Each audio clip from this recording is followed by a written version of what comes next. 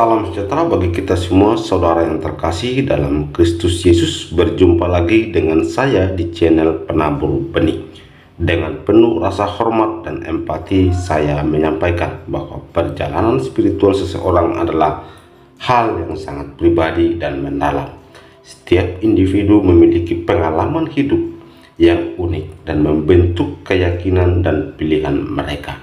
Dalam mendengarkan kesaksian seorang muslim yang memutuskan untuk berpindah keyakinan, kita juga diajak untuk memahami perjalanan batin yang penuh makna, tantangan, dan pencarian akan kebenaran menurut perspektifnya. Kesaksian ini bukan hanya sekedar cerita yang kita dengarkan, tetapi juga cerminan dari keberanian seseorang untuk mengikuti suara hati dan keyakinannya. Mengikuti meskipun mungkin menghadapi berbagai rintangan dan masalah. Dalam mendengarkan kisah seperti ini, penting bagi kita untuk mendekatinya dengan hati yang terbuka tanpa prasangka dan dengan penghormatan terhadap kebebasan beragama yang menjadi hak setiap manusia.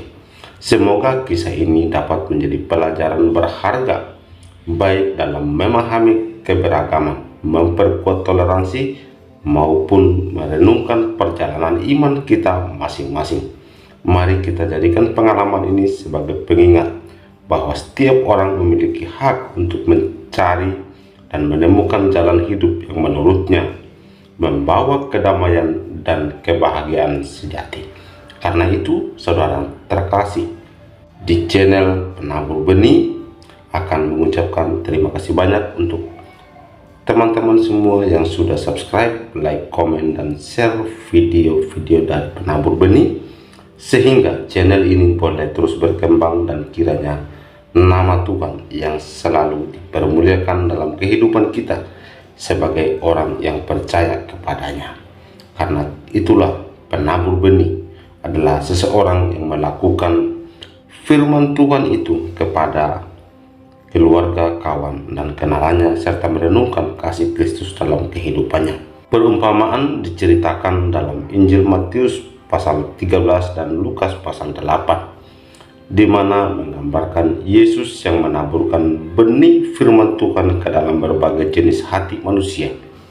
Hati yang seperti pinggir jalan dirampas iblis, hati berbatu yang hanya sementara menerima firman, hati berduri yang terhimpit kesibukan duniawi, dan hati tanah subur yang mengerti firman dan berbuah. Makna dari perumpamaan adalah seorang penabur dan juga benih dan tanah. Maknanya, penabur melambangkan Yesus Kristus sendiri yang datang untuk menaburkan firman Tuhan tentang kerajaan Allah. Benih adalah firman atau sabda Tuhan tentang kerajaan Allah. Tanah mewakili hati setiap manusia yang menerima firman Tuhan tersebut. Tanah di pinggir jalan, benih di sini adalah orang-orang yang mendengarkan firman tetapi tidak memahaminya, sehingga iblis mengambil firman itu dari hati mereka dan mereka tidak sampai percaya atau diselamatkan.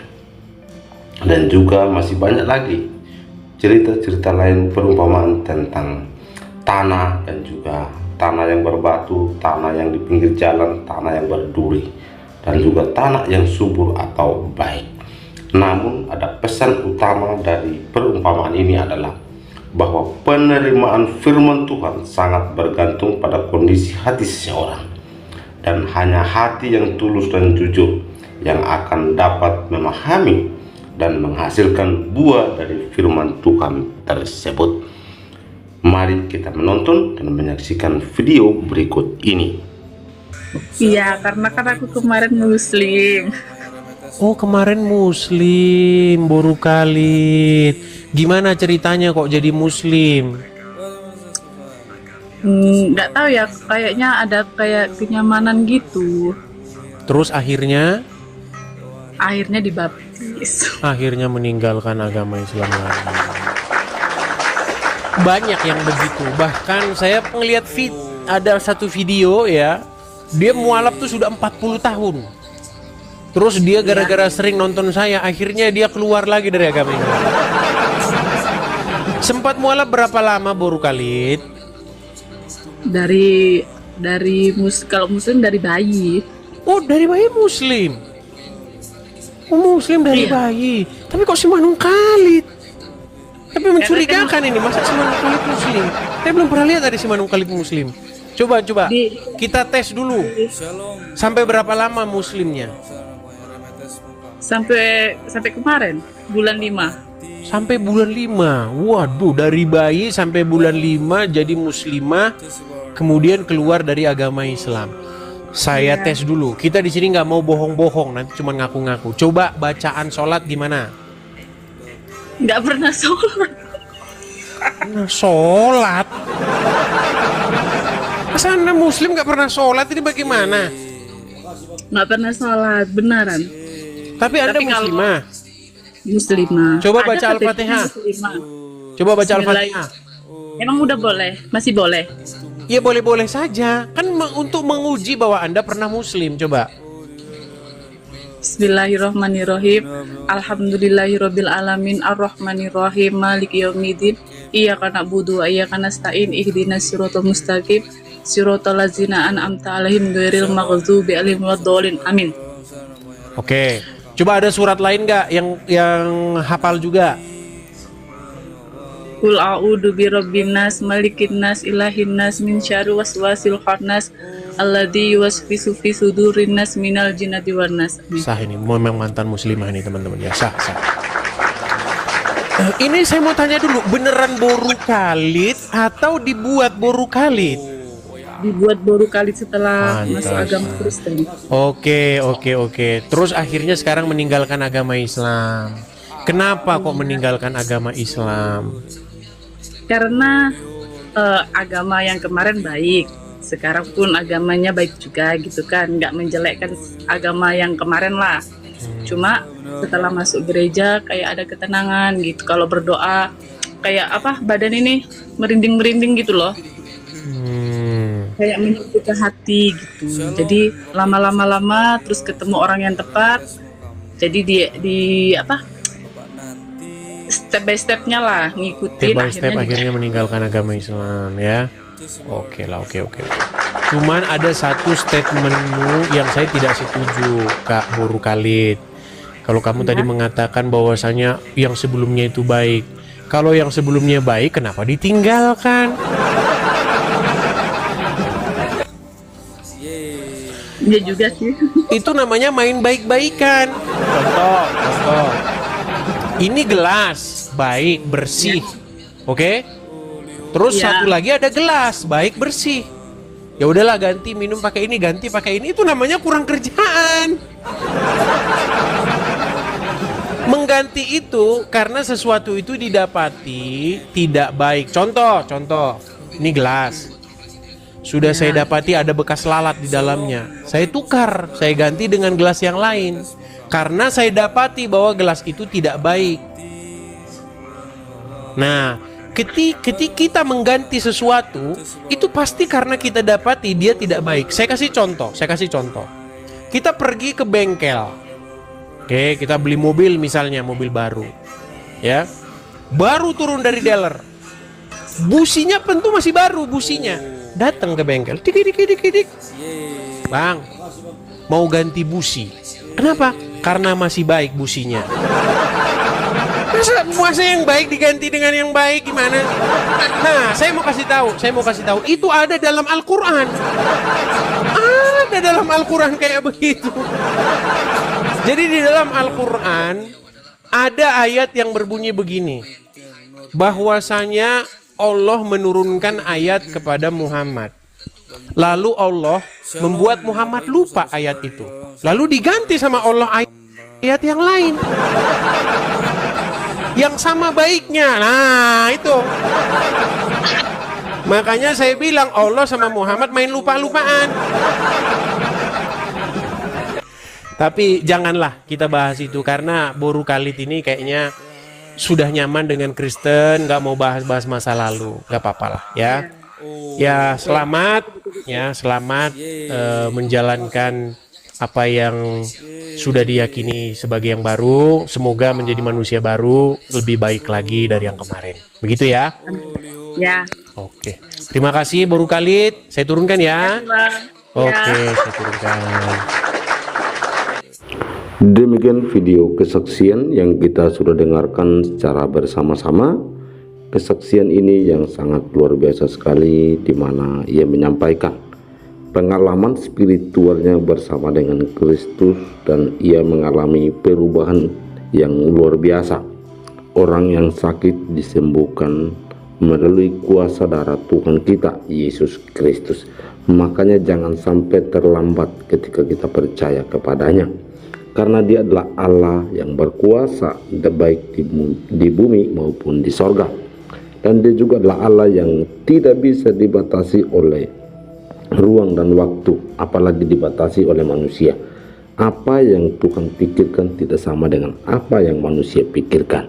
Karena itu saudara yang dikasih Tuhan, ia selalu menyatakan dirinya. Itu bukti kasih Allah, bahwa ia adalah Allah yang hidup, Allah yang selalu menyatakan kemuliaannya bagi orang yang mau percaya dengan sungguh-sungguh dan takut akan Dia.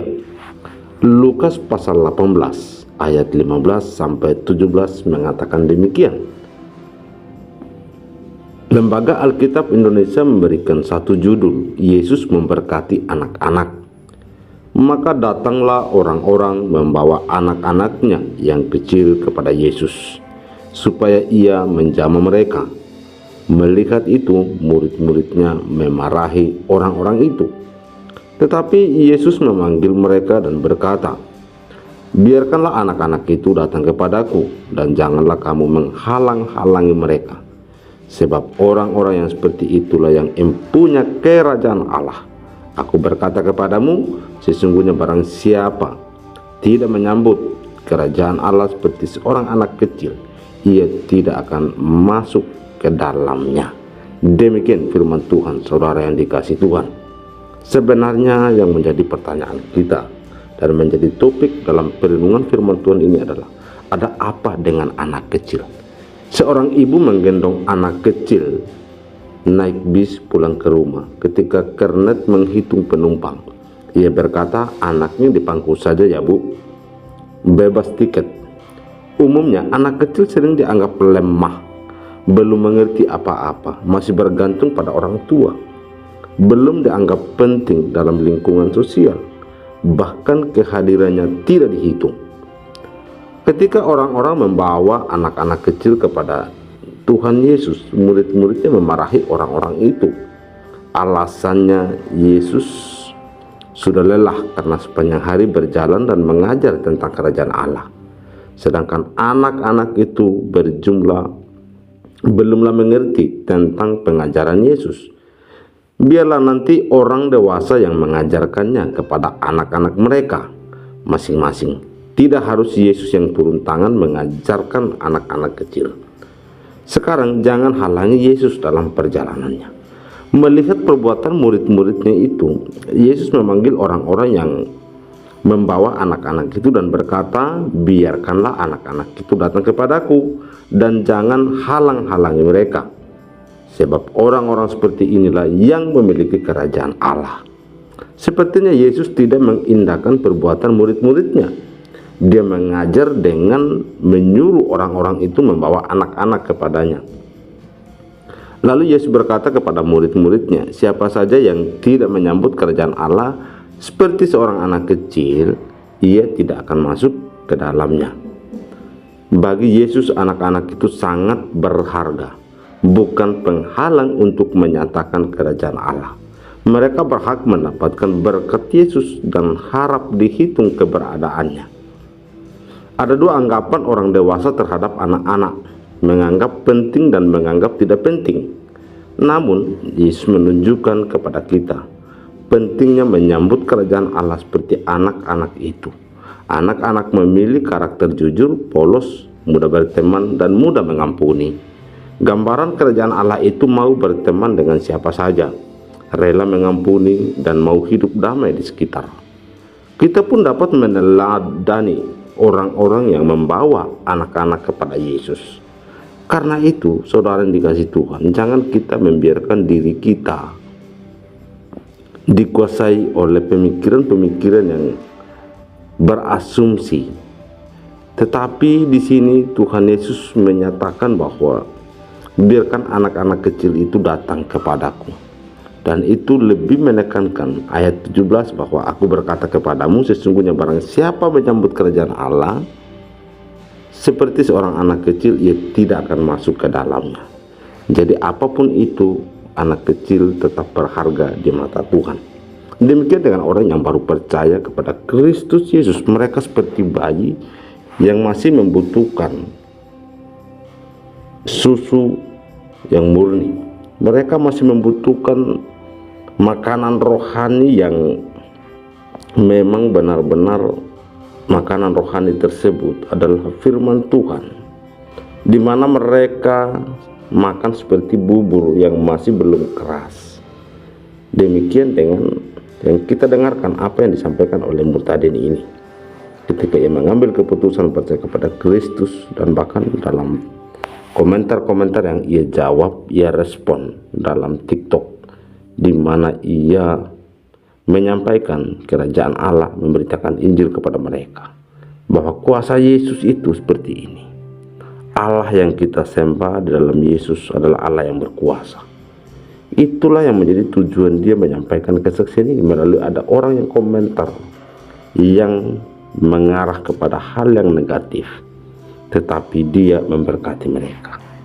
Maka dari itu ia yakin dan percaya bahwa Kristus adalah Allah yang mengampuni, Allah yang mengasihi.